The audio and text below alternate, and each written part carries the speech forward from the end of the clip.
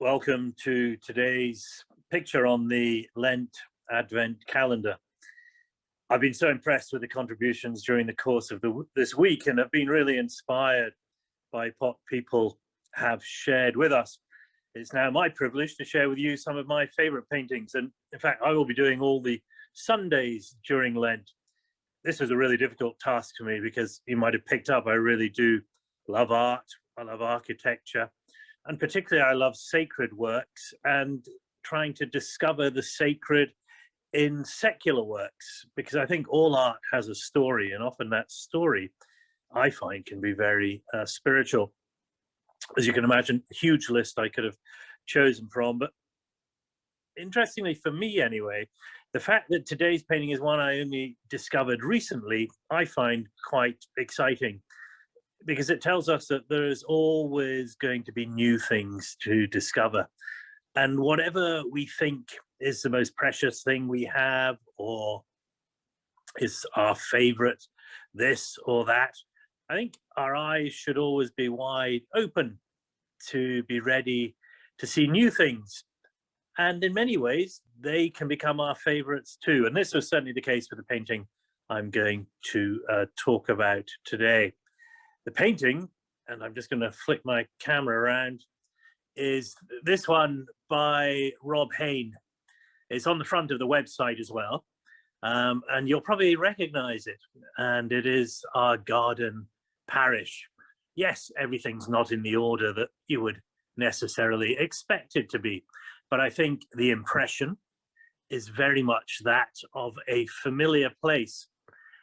What strikes me about it is obviously the color, and it's so vibrant, but at the same time it is both night and day. If you look at the sky, on the one hand it looks like a summer's day, but if you slowly move across the sky left to right, you'll see a crescent moon, and by the time you get to the castle it is night. And in many ways that is our garden experience.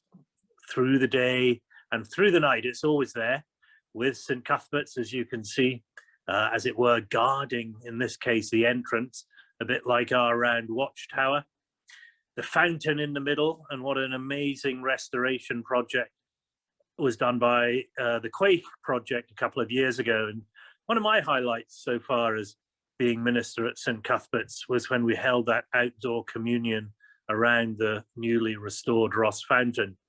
The title of the painting is Meet Me at the Fountain, and I really am excited about having our next communion there. And it might have to be an outside communion with social distancing as we move forward into the future.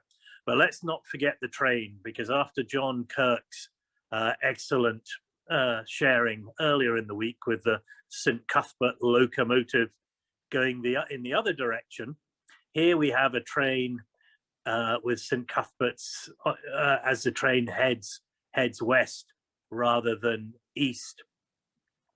And as John said in his talk, as a train driver, often you're in a dark place, in a dark tunnel.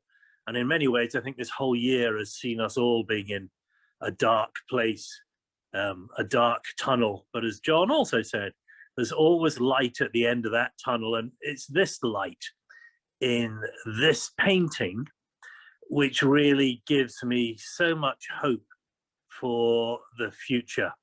Hope that there is a colorful world out there ready and waiting for us to recover and to rediscover it in all its glory. But meanwhile, back to Lent. Lent is a time in which there wasn't much color in that desert for 40 days as Christ grappled with the devil. It was a very colorless place. But where, therefore, is the color in Lent? I think the color in Lent comes from the hope and perseverance. The character of Christ becomes an incredibly colorful character. His engagements with temptation, Satan, the devil, in its various guises in the desert, bring out the real essence of Christ's character. And that is a colorful character full of hope, full of determination, and so full of promise too. Thank you for listening. And again, if I could encourage everyone, please do choose a painting, get in touch with Oscar, and share it with us. That would be great.